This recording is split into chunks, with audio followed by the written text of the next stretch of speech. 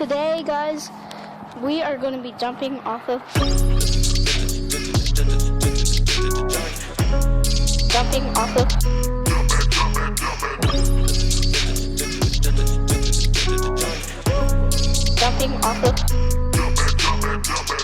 Yes, we are back for another episode of Jumping Off Points. I'm Aidan. I'm here with Tim. How's it going? Yes, I'm Timbah. What you saying? Sorry for the... Actually, I don't even think we need to apologise this week. I think we did our last one not that long ago, but it got taken down off one social media platform, and we've decided to just take the L and move on. Yeah, well, unfortunately, we had no choice but to do that because we're not powerful internet moguls who can do anything about it. If you've got like no well, not to say we've got no subscribers. We love all 330 of our subscribers on YouTube. But I realised like you filed an appeal and they're like, sorry, boss, not looking at that, still banned. Think I've got time to look at that? Yeah. So also we suspect that hard to know how to phrase this. We suspect that it was because of a certain word that we used. The illness that cannot be named, we will not be naming on this podcast from now on. Yes. What are we talking about today, Aidan? Today, we're going to be talking about the House of Lords. Keir Starmer, I don't know if he announced it as a Labour policy, but he's announced that Labour... I mean, he's announced it as a whole, like, it's a policy and also as part of their broader platform for what they want to take forward to the next general election. Yes. And what that policy is that they plan to abolish the House of Lords within their first term in government, which could be as soon as 2025, I guess. So Keir Starmer announced the Abolish the House of Lords policy in Leeds.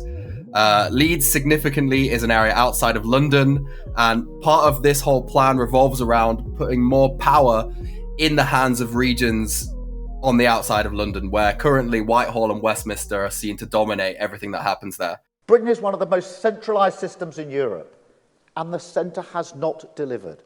If Labour wins the next election, Britain will see a change not just in who governs, but how we are governed, and replacing the unelected House of Lords with a new, smaller, democratically elected second chamber. Not only less expensive, but also representing the regions and nations of the United Kingdom. So this announcement comes off the back of a report published by Gordon Brown, who's obviously a former Labour Prime Minister and good friend of Keir Starmer, as far as I can tell. It's basically a review of the UK's constitution and how people are governed in the UK. So he looks a lot at devolution, so spreading power out of London. And he looks a lot at the House of Lords. So he basically recommends that the House of Lords is replaced by a new chamber full of democratically elected representatives.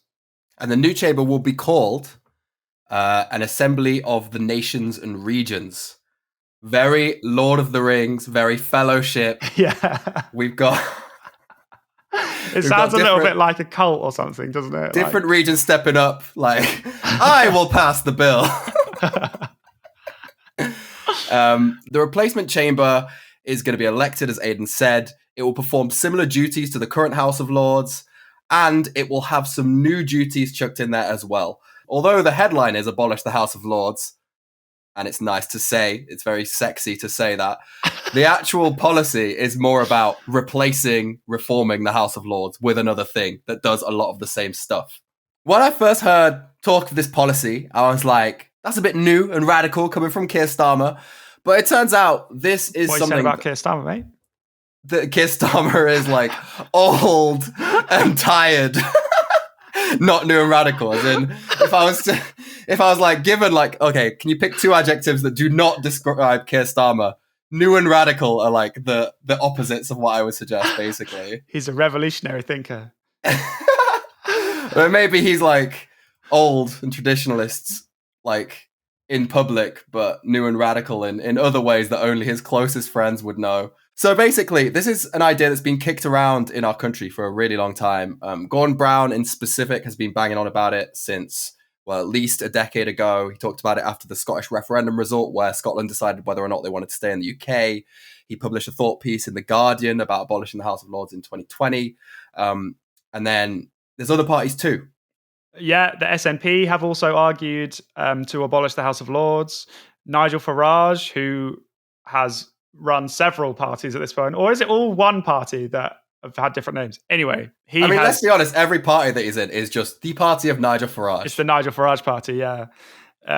He vowed to abolish the House of Lords in 2019. I mean, I always think it's quite bold for him to announce policies, because you're never going to be the prime minister. Even if you do really well, you're never going to be the prime minister. Yeah, but he can always have a new party to launch it. He's like, go ahead, don't vote for me. I've got no end of party names. I've got the Brexit party. I've got the leave the EU party.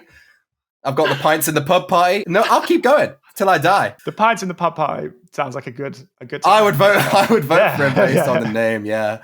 So the last person to enact a kind of major reform of the House of Lords was Tony Blair. I think he was basically annoyed because before he became Prime Minister, there was a large inbuilt Conservative majority in the House of Lords, mostly because of how many hereditary peers there are.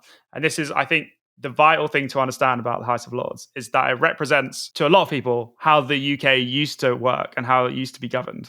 And so there are a lot of people in the House of Lords who were there simply because they inherited a title through their family. And Tony Blair enacted reforms under the House of Lords Act 1999 to exclude all hereditary peers from the House of Lords, but there are 92 exceptions. So there are allowed to be 92 hereditary peers, people who have inherited their titles in the House of Lords at any time. And when he did that, it reduced the membership of the House of Lords from over 1,300 to just under 700. So he cut loads of people out. That's really significant, isn't it? It's almost like a reduction of half the people that you had around you in the House of Lords the day before. Yeah, I know, it's crazy. And then in his first term, so the first 5 or so years he was Prime Minister, he created 203 new life peers. So he put 203 people back in, but not hereditary peers, like people he'd chosen to be there. Smart. Yeah.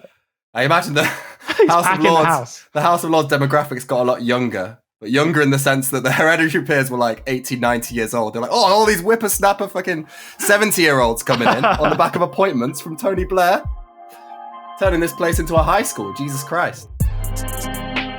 So let's talk about what the House of Lords does. In the UK, we have 2 houses. We have the House of Commons and the House of Lords. House of Commons is populated by elected representatives. So in each election cycle, different regions are up for grabs and people will be voted into positions in the House of Commons. So it's basically your MPs. All the politicians you see on the TV, they're in the House of Commons. Whereas the House of Lords, it's a second chamber full of people who aren't democratically elected. So some of them are there because they've inherited a title, and some of them are there because they've been given a special honor by the Prime Minister to be in the House of Lords for life. So what does the House of Lords actually do? There's kind of 3 main things. The first thing is considering and passing laws. The House of Lords spend a lot more time than the MPs who are elected going over the fine detail of bills. So they'll go through line by line, reviewing the minutiae of the implications of each part of it. And they can basically suggest to the MPs amendments to make, bits they think need to be revised, and they have a lot more time for that process. So the House of Lords serves as a kind of check of all the things that are coming through the Houses of Parliament. And they check that the bills are sensible, they're reasonable, and that they make sense in the current climate. Yeah, and then so the 2 other main aspects of what they do there is evaluating existing public policy. So this is done through scrutiny committees or select committees, similar to what we have in the House of Commons. So they examine existing laws and policies and see how well they're working.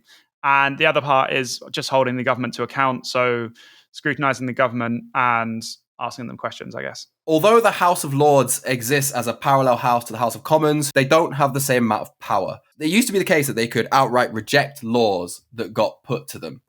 So basically, if you had, for example, a Tory majority in the House of Lords and you got a Liberal government elected, they wouldn't be able to get shit done because whatever they put to the House of Lords could reject it outright on the basis of, we don't agree with this. In 1911, there was an act to remove the Lords' ability to reject legislation. So now they only had the power to amend legislation and delay it for up to 2 years. And then further reform in 1949 reduced that power to a 1-year delay. Another important convention that was enacted is the Salisbury Convention. And what this essentially means is when a policy is part of a government's manifesto upon which they were elected, the House of Lords cannot get in the way of that policy. So a great example of this is when David Cameron first floated the idea of a referendum on EU membership in 2013. So the thing that eventually, 3 years down the road, led to Brexit. There was another MP in the Conservatives who introduced a private member's bill to introduce an EU referendum in the country. So because it wasn't part of David Cameron's platform on which he got elected, the House of Lords could effectively delay it and reject it by delaying it by the amount that they did. However, then when David Cameron campaigned and was elected in 2015, it was part of his manifesto to hold a referendum on the EU. So at that point, the House of Lords had no power to delay it and talk it out of the House. They had to enact it. Also, just want to pick up for all our pedant fans that it's probably the Salisbury Convention, because we've even said that wrong before. Yeah. The Salisbury Convention. The Salisbury Convention. Oh, why did I know, and I got pulled up on it on that podcast as well. You can see how much I learned from people correcting me on the internet. This is how much we care about your opinions. Not at all. We'll continue saying it's Salisbury forever. It's a good smokescreen because I actually care a whole lot. I don't want to sound stupid. I honestly think that ship has sailed, to be honest. How often has that word come up in my life? I'm never going to say it again after this podcast. It's only come up twice, and they've both been. Well, that's what I mean. I thought after the last podcast, when I pronounced it wrong, I thought, well, I'm never going to say Salisbury again. And then, boom, turns out there's a convention linked to it that has a big impact on the House of Lords. Damn. Above all, it's worth saying the peers in the House of Lords generally acknowledge they have less power than the people in the Houses of Parliament. They know they are there as an amending, revising force rather than people who are actually going to oppose the will of the government. So, I'm sure you're wondering, how do people come to be nominated for the House of Lords? I bet they get appointed by the Prime Minister. Oh yeah, I think we spoiled that huge reveal earlier in the podcast. I was about to say we gave them the answer at the start. Shut up. Now, you'd probably be surprised to hear, but the House of Lords, although it is a well-established and frankly revered institution in the UK, it has had its fair share of problems. So, for example, Tony Blair, who you might have mistaken for the hero of this story earlier in the podcast. Famous for the Iraq War. And the Cash for Honours scandal. And now, basically what that was, when he was Prime Minister, nominated several men for life peerages who were rejected by the House of Lords Appointments Commission. It's essentially a group that decides whether nominations to the House of Lords are fair and whether those people should be nominated. It was later revealed that these men who were rejected by the Appointments Commission had loaned large amounts of money to the Labour Party. And basically people thought that this represented a deal, a grubby deal that had taken place between Tony Blair and these men in order to get more cash for the Labour Party. There was a wide-reaching police investigation that seriously undermined Blair's credibility. And following in his footsteps, Boris Johnson in 2020 nominated someone called Peter Cruddas, a banker who had donated over £1 million to the Conservative Party. The Appointments Commission rejected this nomination, but Boris Johnson became the first ever Prime Minister to overrule their advice and decided that this appointment should proceed. In Gordon Brown's report, it actually pointed to a study that had been done that showed not through investigative journalism, but rather through data, all the people that are in there that haven't been in government before have paid large amounts of money to political parties.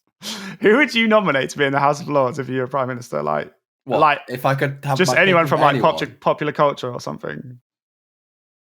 I mean, you're asking, I really care about us having good laws, so I'd pass someone Stephen Fry, or someone really clever who like that. Who'd be, the House of Lords as well. Bear in mind, Tim. They don't need any bloody comedians. Aidan. House of Lords. You don't even they don't televise shit that goes on there. So if you put someone really charismatic in there, you're just putting that person out of sight in some house that revises laws. They would be useless, and we wouldn't even see any of their antics. So it'd be pointless. Yeah, Who are you gonna put in there? You can tell that Tim has wholeheartedly swallowed the propaganda of the House of Lords. Tim's like, yeah, we need the hereditary peerages guys in there. They know what they're doing. Let's Who keep are you them in gonna there. put in there? The Viscount of Ipswich. Oh yeah, put Wiley the Grime MC in there. That'd be so joke. And it's like we don't see anything of Wiley in the House of Lords. All we see is laws taking a bit longer to get passed because he has to read them. To be fair though, like I'm not that bothered about Wiley anyway. Like if he disappeared, I wouldn't be that bothered. Yeah, but that's what I'm saying. Your joke question relies on the premise that putting someone zany in the House of Lords would be a really funny thing. But you're not even going to see what they do there. They're just like sitting in a chair reviewing bills. They could recommend like a hilarious amendment to a law. That'd be a nice little Christmas treat for everyone. Do you think like peers can just recommend like any amendment? That's not how it works. I think they can. No, so obviously they can't. No, they can recommend it to the House of Lords, and then it gets voted on in the House of Lords. So obviously, it wouldn't go through. It wouldn't go back to Parliament, but they could probably recommend one. This line where it says the money gets spent on a local hospital. How about we change that to the money gets spent on Timbah? Wow, corruption. I see. Yeah, but cash for peerages. We're back. The scandal is still here. Yeah. I would be totally moral in my nomination of people to the House of Lords to answer your question. Boring.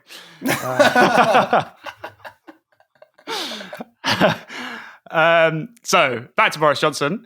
Something that's happening at the moment is that we're all anticipating that he will submit a resignation honours list, which is basically a list that prime ministers are allowed to submit once they've finished their term. And it's usually used to, I guess, reward people who have been close political allies to prime ministers. And someone who is almost certainly going to be on Boris Johnson's list is Nadine Dorries. And I'm sure we can all agree that will be great for the country. To the House of Lords? To the House of Lords, yeah.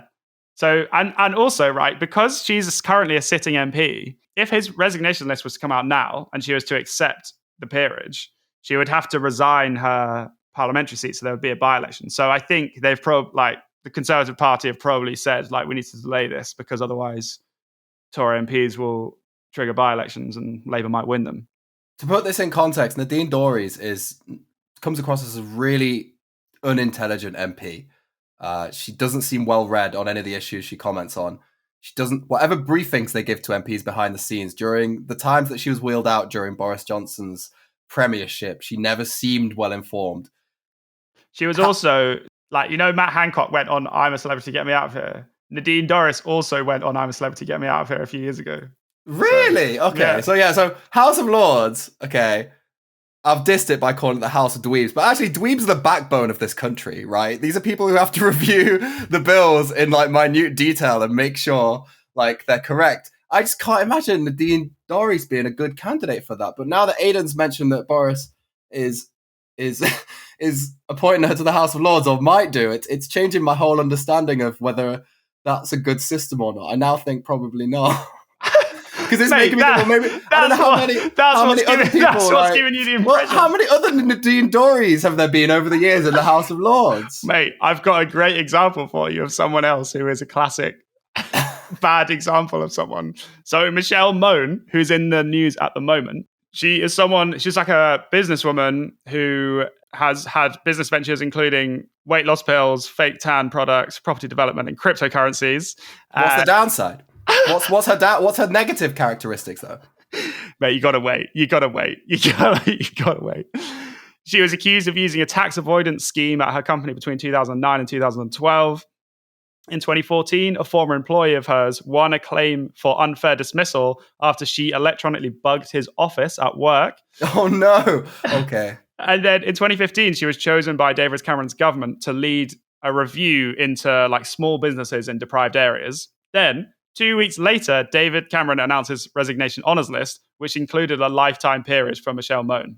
The first thing that she did when she got to the House of Lords, she voted against delaying government cuts to tax credits, which basically means she was taking money directly out of the pockets of very poor people. Say that again. She was voting against So Delaying I know it's such a like complex. Okay. So let's unravel this. So government cuts to tax credits. Government's cutting like benefits. So yeah, government wants to cut benefits, and then the House of Lords wants to delay that.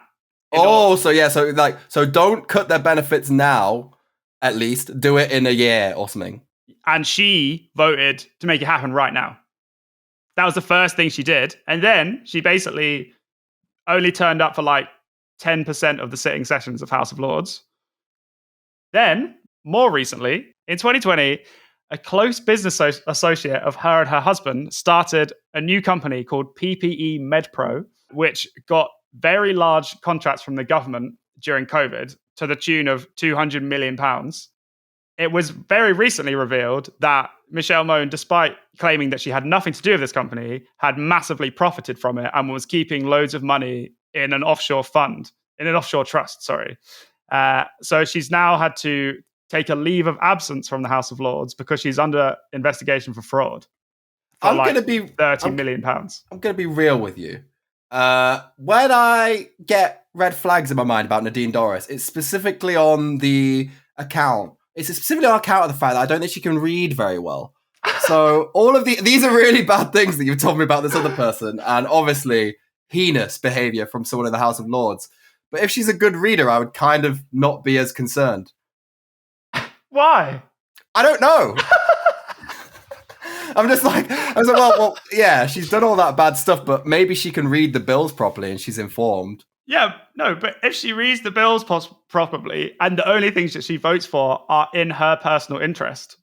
Yeah, she's using her comprehension skills for evil. Yeah. Yet she still has them. Yeah, but is that better? I don't know. Well, I mean, I don't know. Yeah, I think, I'm noodling it out live. And I know what you mean, though. I think you're right. Michelle Mone is worse, but it's like, okay, if Michelle Mone can read James Joyce literature and understand it, then I'd still say she's a better choice than Nadine Dorries, who I think would struggle with like the GCSE texts. Tim, Michelle Mone stole like £30 million from the taxpayer. She stole my heart as well, Aidan. She's locked my heart away in an offshore trust, along with all the money. No, so obviously, a very reprehensible person. You're right. I kind of have this impression of people in the House of Lords as these kind of upstanding, civic-minded people. And everything you're saying really throws that into question. I think the actual function of it doesn't. So someone who gets elected to the House of Commons, think about it, to get elected, all the sort of things you've got to do to participate in an election. There's backstabbing, there's like scheming behind the scenes, there's deliberate tarnishing of your opponent, attacks that you know aren't really true, but you're going to throw it out there. So people who sit in the House of Commons, I could imagine them being quite a sordid species of person, and that fits with my view of them. But someone who sits in the House of Lords where, okay, you don't have to wheel and deal, fight elections against people on the front lines. You sit and review laws. You sit and investigate public policy. Do you know what I mean? That inherently leads to a certain idea of who the person is. I hear what you're saying. And I feel like there are probably a lot of people in the House of Lords who are more committed to that cause than others. And it's worth saying that attendance in the House of Lords is not mandatory at all. So just because you have a lifetime peerage, it doesn't give you any responsibility to scrutinize policy at all. And a lot of the people who probably care more about it probably do turn up and do that stuff more. But I still think that the system is very open for exploitation as it is right now. And there are probably better ways that we could do it. Like, for example, Germany, I think their second chamber, they have civil servants who scrutinize the policy. Again, not elected, but also not people who've like had a long career in banking or whatever. Well, technical expertise I would rank highly above even parliamentary standing. If there was some neutral way of determining who those people are.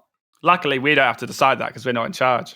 I would hate to be in charge, man. I'm sorry, thank God every day. I would hate to like be born and receive like a title that made me a peer. You're a peer in the House of Lords. Why aren't you turning up? It's like, what? Wait. So with my title, I get assigned schoolwork? Are you mad? But now, weirdly, under Tony Blair's like reform, there are only 92 hereditary peers in the House of Lords, and they have to do like by-elections amongst the peers. When a new space opens up for one of the 92 either dies, resigns, or is kicked out, or whatever. Most likely dies. Let's be real. I'm pretty sure it's always pretty much always die. Yeah. Then they have a by-election. So say if it was a Conservative peer that died, they'll have a Conservative peer by-election within the House of Lords to decide who the new hereditary peer coming in should be. How fucking weird is that? Now, the part you've all been waiting for. We judge whether Keir Starmer's proposal is good or bad. Okay, so I think there's like a few different aspects to this. So it's one of them policies. When you first hear about it, abolish House of Lords, it sounds terrible. And then you look into it. Only to you, mate. and then you look into it, and it sounds terrible. And then you look into it even more, and then you're like, actually, it's probably okay. I was on a completely different trajectory. I was like, yeah, this is obviously what we need to do, get rid of them. And then I started looking into it and I was like, oh, it's actually a lot more complicated than I first thought. And I guess we're probably meeting in the middle slightly. Meeting in the middle, yeah. So, I mean, the main aspect to Keir Starmer's policy, which saves it from being terrible, is that it's not what it says on the tin. So abolish the House of Lords does not mean abolish. Clearly from Gordon Brown's report, they are not going to remove this institution that amends laws and revises them. They're just going to put someone else in that position. I guess they'll abolish the House of Lords, but they'll have another second chamber which does the same work. Electing people rather than them being appointed. What are your thoughts on that? Yeah, instinctively, I really want to like this idea. In my head, I can't imagine a way of not having people elected in some way that isn't open to exploitation. What if they were elected, but they were elected for like 20-year terms or something like that? So it's just like, you're not so worried about having to be re-elected or whatever, but you're at least chosen by people initially, and there does come a point when you're no longer there or something. I don't know. That's maybe a better idea to me than the idea of them rotating as often as the people in the House of Commons do. And that was my main instinct. Like it sounds like a really good idea. People should be elected, right? That just seems like common sense. But I think part of it is like if you've been elected by a load of Labour voters, and then you have a law across your desk that's from the Tory party. No, actually, this is a fairly reasonable thing. There's nothing that I really disagree with here. Oh, but then people that voted me in are going to flip off if I don't look like I'm viscerally opposing this. It's the same thing we have in the House of Commons, where suddenly that neutrality that you get from not having to be elected goes completely out the window because you're scared that if you oppose the party ideology or mandate on anything, your seat is at stake, your job is at risk. I mean, I also think on your point of neutrality, I don't have any stats on like how well that actually works. Do you know what I mean? Like, I feel like, so for example, one thing I do know is that recently the Lib Dem peers in the House of Lords tried to add an amendment to the House of Commons government's bill about, so the government are bringing a bill to they're basically enforcing the idea that everyone who votes has to have a photo ID with you when you go to your polling booth. The Lib Dem peers tried to introduce an amendment to that in the House of Lords, basically saying that this law could mean that some people are restricted from voting. And all of the Tory peers voted it down. So whilst I do know what you're saying, that there is some neutrality there, I don't know do we know provably, demonstrably, that it is acting in that way already? We do know provably that in America, where they've got the second house, which is the Senate, they have gridlock all the fucking time because of that element of them being elected. I think it is because of the element of them being elected. Like, when the Republicans have a majority in the Senate, they outright reject any bills that come from the Democrats. And I think, probably works the other way too. That's mostly because they have an absolute power of veto, whereas our House of Lords doesn't have that. I suppose, yeah, it's true. It's true. Like, the fact that we caveat our second house with, well, you're there to check bills, but you're not there to reject them, does save us from American gridlock. Mm. In Gordon Brown's report, he says that exactly how people are elected to the second chamber would be up for consultation. And he hasn't provided details of what those terms would look like or what the elections would look like. So, well, am I right, Tim? That's right, isn't it? He said, basically he said, obviously we're going to be subject to a long period of consultation. We're not going to push anything through before having, for example, all of the nuts and bolts worked out.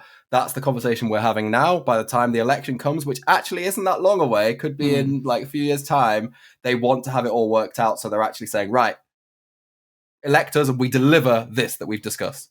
Yeah. So I think on that basis, my position is that I'm broadly happy with this idea, but I would be interested to hear the details of how they're going to structure it, because you're right that there are some downsides. Yeah, I'm very cynical about all this, like replacing institutions, tearing them down. I feel like we've done a lot of that over the past decade in the UK, and it's rarely gone well. One of the things that the House of Parliament did in 2018 was they managed to delay the EU withdrawal bill and push for a lot of concessions from the Conservative government. So they managed to ensure that Parliament had a meaningful vote on the outcome of the negotiations with the EU. They managed to get the government to include the intentions of the Good Friday Agreement as part of the bill. So all these things that I saw as like broadly good things, that was the House of Lords working in our favour, right? And I think if we tear that down and we have a new sort of chamber that only works to benefit the parties that nominate them in, do we have that checking force really in place if they happen to be a majority of the party that are in the House of Commons? I hear what you're saying. I mean, I guess the counter argument is that the House of Lords currently represents one group of people, and that group of people were opposed to Brexit, but they're not a group of people that necessarily would be in line with every position that I would have. And this weren't, in terms of Brexit, in line with what most people in the country wanted. So whilst I personally thought that those concessions were good, I don't think that I would say that everything that they would come back with would be good. Probably not even close. I suppose, yeah. On that one issue, they did something nice. Yeah. In my eyes. Yeah. Obviously. So, I don't want to lose. Props to them for that. I don't want to lose that. Yeah. But so I guess, a lot of the people that are nominated for life peerages are people who are like bankers or really successful business people who were all generally anti-Brexit because they knew that it would be bad for business. But they're also not people that generally are aligned with what I want for the country. Yeah. If Keir Starmer's plan was different and actually it was some sort of reform that would completely change the makeup of who was in the House of Lords, but they were still unelected, I could probably live with it. But I think the issue for me right now is this packed full of so many Conservative peers who are there with lifetime peerages, plus you've got all the hereditary peers who obviously will vote Conservative. So for me, I just feel like, although a lot of them might be people who really care about getting the legislation right for the country, they obviously do come with their own biases. So I'm going to assume that you're broadly supportive of I would say I'm broadly supportive. Yeah. I'd say I'm against. I don't like change. Loser. But yeah, I wanted to just like close that bit off before I ask you this question. Do you think this is going to work to secure Labour the votes they need from people who are used to vote Labour and are now pro-Brexit? I think it will have almost no effect. It's just not an exciting issue. Like it sounds good. We want to abolish the House of Lords, but I didn't see it beyond a couple of days getting talked about. It's quite a dry subject. Like, I've read a lot about it right now, and I didn't find it hugely interesting. And I'm really into politics, so you can only imagine that most people are not that bothered by it. Well, there was a telling poll that was done when polled. People were asked, do you support reforming or abolishing the House of Lords? And that had massive support. So like 79% of people were in favour of abolishing or reforming the House of Lords. So that would lead you to believe, that statistic alone, this is a winner. 79% of people. That's crazy. That crosses party divides. But then when you poll like the ranking of where that stands in people's, priority list for things they need to see happen in the country, I think 20% of people said it was a priority, that we needed to do it as one of their top 5. I agree with that I don't think it's going to be anyone's top priority. I think something that it uniquely delivers for Keir Starmer on a policy platform is that Labour know there's no public money right now. So if they announce anything expensive that requires a lot of borrowing or whatever, it's going to be very easy for the Tories to attack them and say, you can't do that. Like, look what Labour are going to do. They're going to mess up the public finances. This will probably, in the long term, save money, a small amount, because it's quite expensive to have 1,000 peers who will get paid quite well. So if you cut that down, it's probably quite a cheap process to go through to reform it. Basically, what I'm saying is that I think this is something that you can deliver without a huge cost to the taxpayer. Those are the best kinds of policies, aren't they? It's free, and it's basically populism, isn't it? It's basically saying, like, all these elites, we can get rid of them. Yeah, I think you're right. I hadn't actually considered that dimension of it. The devolution as well is just assigning power, like saying, well, we have all this money being wasted in Westminster, Whitehall, funnel that into people that are close to the ground on issues, who know what they're doing. We're not actually spending any more money. We're just taking money out of London and giving it to these regions outside. Yeah. When Boris Johnson was talking about levelling up, devolution was something that was part of that conversation that a lot of people thought would be an integral part into making levelling up work. So to me, this feels also like a bit of a nod towards people who don't live in London, possibly in the north, possibly in Scotland, where they need to win some seats back. Do you reckon they'll actually do it? Like, if Keir Starmer actually becomes Prime Minister, do you reckon he'll actually do it? Keir Starmer. He's going to go into the House of Lords and just chase them out like, right, all right, pack it up. Okay, you all read the platform. It's over, boys. Go back to whatever you were doing before the House of Lords. One guy like, yeah, no more work. Woo! You've had your fun with the House of Lords. You've had your fun with revising laws. No, I don't think. I mean, a lot of it is hedged in the fact that they said, this is subject to consultation. We're not going to do anything that isn't right. Yeah. Also, a criticism that is often leveled at Keir Starmer is that he does give up on stuff that he said before. So whilst I don't really mind that if he does it in a strategic way and actually does something good for the UK, I'm not as bothered as some other people are by that. But I wouldn't be surprised if he dropped this at some point. So you heard it here first. Keir Starmer's policy to abolish the House of Lords is okay. Not good and not bad. It's, yeah. I think it's pretty good. Okay. Anyway, thanks for listening to another episode of Jumping Off Points. It's always fun to do these. And we wanted to squeeze one in ahead of Christmas. Make sure you put this podcast on when you're sitting at home with your grandma, talking about Christmas, whatever. I'm sure that she'll want to hear about House of Lords reform. Who would not? Yeah, not me again. I can tell you, I'm glad this is done. But yeah, have a nice Crimbo, whatever you're doing. We will see you in the new year. Bye. Bye.